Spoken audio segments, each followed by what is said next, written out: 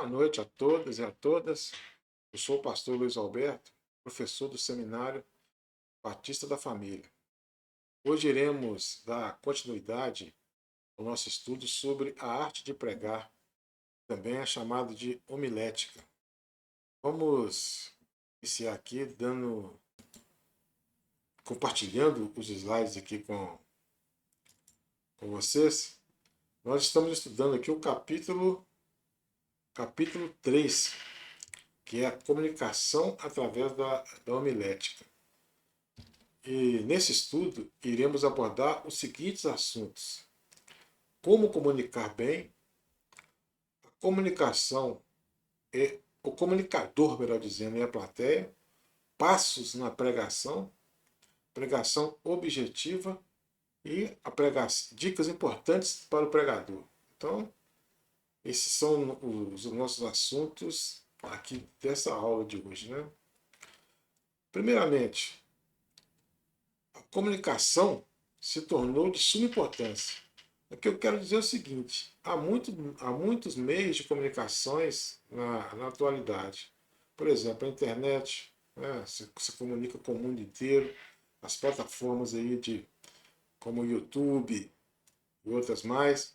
Então a comunicação ela se tornou muito dinâmica nos dias atuais. E quem não se comunicar bem passa por dificuldades grandiosas na sua vida, né? Porque uma comunicação não eficiente, pois sem uma comunicação eficiente pode haver vários transtornos na vida das pessoas, né? Se você não tem uma comunicação bem feita, vai haver ruídos na sua comunicação e isso vai trazer prejuízos para você. No que diz respeito à pregação, há uma importância muito grande, porque no momento que você prega a palavra do Senhor, você está transmitindo a bendita palavra, né? A palavra que vem diretamente do trono de Deus para os corações das pessoas. Então, se você não transmite bem, você está fazendo a obra do Senhor de uma maneira ineficaz. Porque você tem que falar bem, tem que transmitir bem, para que haja mudança de vida na, para cada um dos ouvintes, né? E vamos lá, vamos continuar aqui. Comunicador e a plateia, né? Comunicador e a plateia. Comunicação com a plateia ela é muito importante, porque é o momento que você vai repassar seus as pessoas que estão ali, saíram de casa, vieram para ouvir a tua palavra, ouvir a palavra de Deus. É aquele momento importante. E o pregador, ele não pode deixar que o seu sermão seja um sermão pessoal. Sim, todo o sermão tem que ser impessoal. Você tem que dirigir a palavra à igreja em sua totalidade, não apenas um ou outro indivíduo. Porque se você se dirigir a um ou outro indivíduo, sua pregação está sendo pessoal e não impessoal. E no momento que você está pregando, você está representando ali o Pai, o Filho e o Espírito Santo. O Pai revelou, o Filho executou e o Espírito Santo aplica nos corações, cada um, a bendita palavra do Senhor. Então, o pregador evangélico não pode falar de si mesmo, mas que vem de Deus. Deus ele tem compromisso com a palavra dele, a palavra de Deus. Deus não tem compromisso com a palavra do pregador. Então você tem que proclamar a verdade bíblica. Não somente aquilo que você acha que é correto, seus pressupostos. Não, você tem que pregar o que a palavra diz. Você é um arauto do rei. O arauto é aquele que vem e proclama as boas novas. Então você tem que falar a verdade e a verdade bíblica. E não ficar falando de si mesmo. Tem pregadores que contam a história da vida dele, contam a história da família, fazendo ilustrações.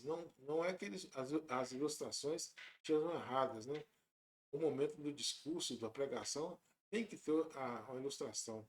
Porém, não de forma demasiada e muito prolongada, né?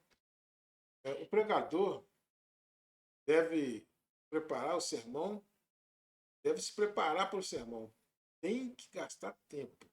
Isso aqui nós já estamos falando há um bom tempo, né? Enfatizando. O pregador tem que se preparar bem para o sermão.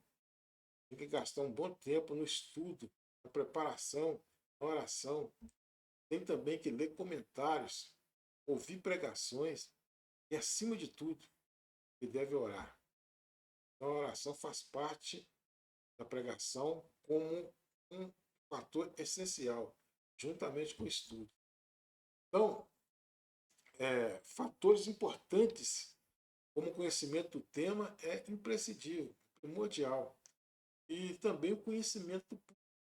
Você tem que conhecer o seu público.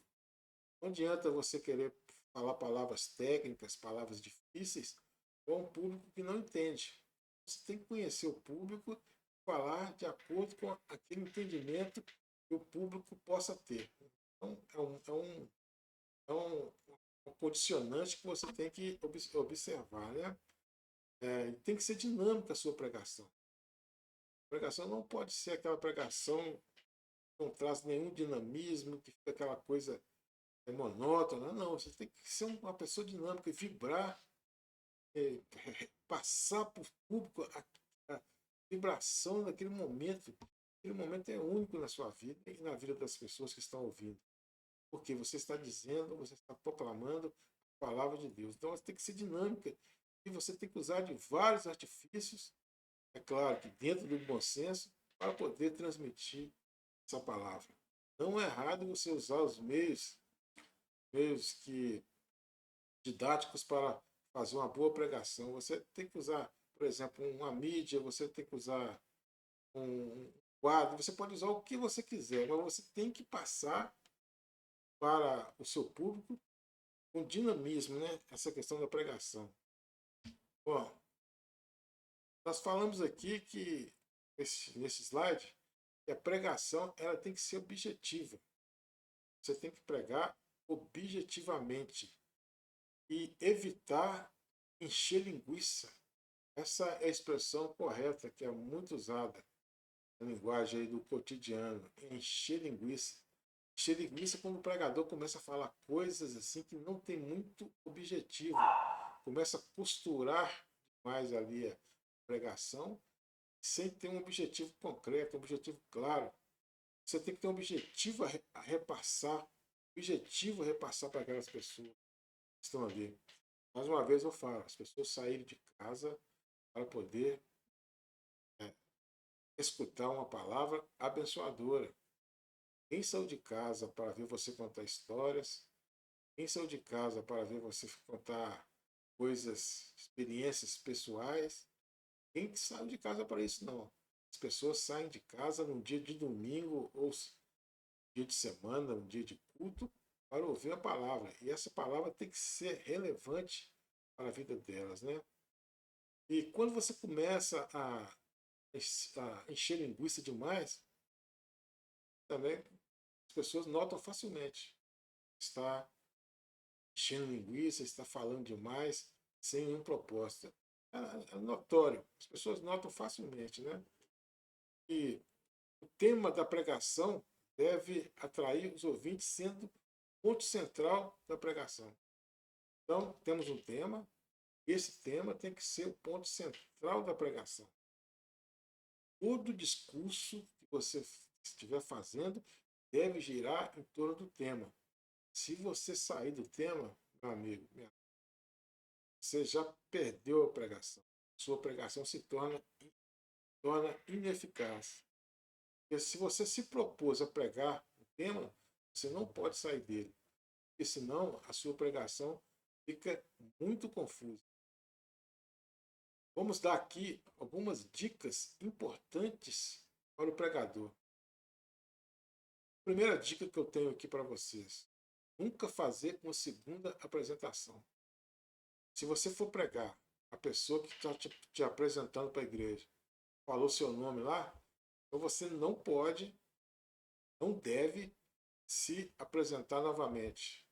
Isso aí não traz uma boa visão que você é, né? Você está se dá a entender que você está se auto vangloriando, né? Então não faça isso.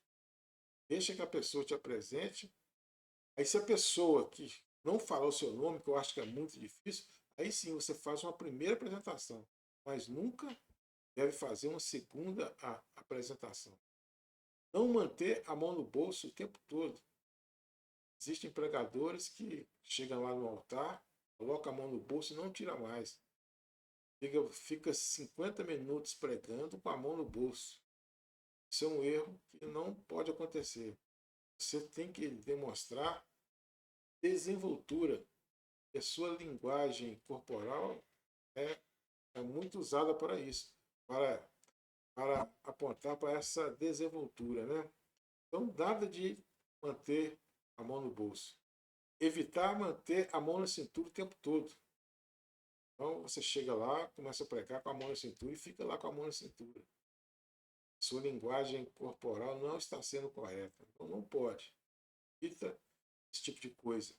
Molhar o dedo na língua para virar páginas da Bíblia.